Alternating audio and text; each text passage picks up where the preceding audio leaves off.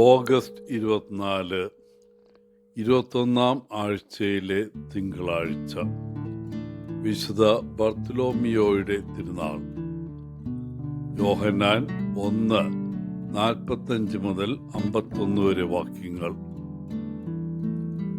ബർത്തലോമിയോയുടെ ഈ തിരുനാൾ ദിവസം ഫിലിപ്പ് നഥാനിയേലിനെ കണ്ടെത്തി അവനോട് ഇങ്ങനെ പറയുന്നതോടെയാണ് സുവിശേഷം ആരംഭിക്കുന്നത്.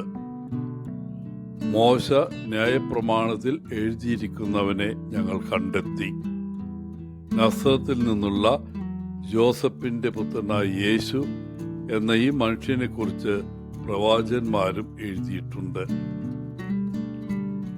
ഫിലിപ്പിന്റെ പ്രഖ്യാപനത്തോടുള്ള നഥാനിയേലിന്റെ പ്രതികരണം അല്പം മുൻവിധിയോടെ കാണാം. അദ്ദേഹം ഫിലിപ്പിനോട് പറയുന്നു, നസറത്തിൽ നിന്ന് എന്തെങ്കിലും നന്മ വരുമോ? പ്രത്യക്ഷത്തിൽ നസറത്തിന് നല്ല പ്രസക്തി ഉണ്ടായിരുന്നില്ല. ഫിലിപ്പ് നിർബന്ധിച്ച് നഥാനിയേലോട് പറഞ്ഞു, വന്ന് കാണുക. അവർ രണ്ടുപേരും കൂടി യേശുവിനെ കാണാൻ പോയി. അവർ അടുത്തു വരുന്നത് കണ്ട് യേശു പറഞ്ഞു, ഇതാ ഒരു യഥാർത്ഥ ഇസ്രായേൽ പുത്രൻ, അവനിൽ കപടമോ കാപട്യമോ ഇല്ല. നഥാനിയേൽ യേശുവിന്റെ അടുക്കൽ വന്ന് അവനോട് ചോദിച്ചു, നീ എന്നെ എങ്ങനെ അറിയും? യേശു പറഞ്ഞു, ഒരു അത്തിമരത്തിന്റെ കീഴിൽ ഞാൻ നിന്നെ കണ്ടു. യേശുവിന്റെ ഉൾക്കാഴ്ചയിൽ നഥാനിയേൽ അത്ഭുതപ്പെട്ടു. പിന്നെ നഥാനിയേൽ തന്റെ വിശ്വാസ പ്രഖ്യാപനം നടത്തി, റബ്ബി, നീ ദൈവപുത്രനാണ്, നീ ഇസ്രായേലിന്റെ രാജാവാണ്.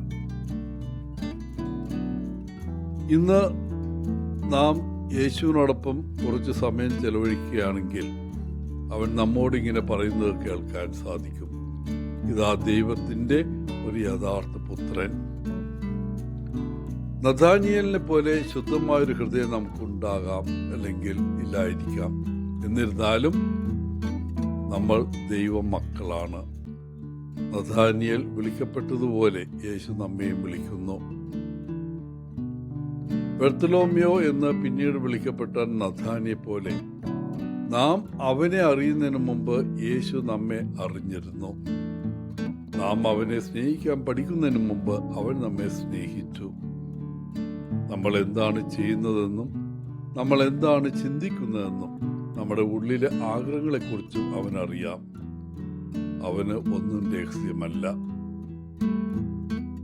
നഥാനിയേലിനെ പോലെ നമ്മളിൽ പലരും മറ്റുള്ളവരെയും സംസ്കാരങ്ങളെയും വിധിക്കുന്നതും അവഗണിക്കുകയും ചെയ്യാറുണ്ട്. നസറത്തിൽ നിന്ന് നല്ലതൊന്നും വരില്ല എന്ന് അദ്ദേഹം തീരുമാനിക്കുന്നു. എന്നാൽ ദൈവത്തിന് അപ്രതീക്ഷിതമായ കാര്യങ്ങൾ ചെയ്യാൻ കഴിയും. നാം നിന്ദിക്കുന്നതോ വെറുക്കുന്നതോ ആയ ആളുകളെയോ സ്ഥലങ്ങളെയോ ആണ് ദൈവം ഉയർത്തുകയും അനുഗ്രഹിക്കുകയും ചെയ്യുന്നത്. നഥാനിയേലിന്റെ ആഹ്വാനം എല്ലാവരും യേശുവിന് വന്ന് കാണാനും അവന്റെ അപ്പോസ്തലനാകാനുള്ള ഒരു ആഹ്വാനമാണ്. ഫിലിപ്പാണ് യഥാർത്ഥത്തിൽ നഥാനിയേലിനോട് യേശുവിനെ കുറിച്ച് പറഞ്ഞത്. മറ്റുള്ളവരെ സുവിശേഷവൽക്കരിക്കുന്ന ഫിലിപ്പിനെ പോലെ ആകാൻ നമുക്ക്, അല്ലെങ്കിൽ ക്ഷണം സ്വീകരിച്ച യേശുവിനെ ദൈവപുത്രനായി ഇസ്രായേലിന്റെ രാജാവ് അംഗീകരിച്ച നഥാനിയെ പോലെ ആകാം. പ്രിയപ്പെട്ടവരെ, നാം യഥാർത്ഥത്തിൽ വിശ്വസിക്കുന്നുവെങ്കിൽ നാം മഹത്തരമായി കരുതുന്നതിനേക്കാൾ വലിയ കാര്യങ്ങൾ കാണുമെന്ന് യേശു വാഗ്ദാനം ചെയ്യുന്നു.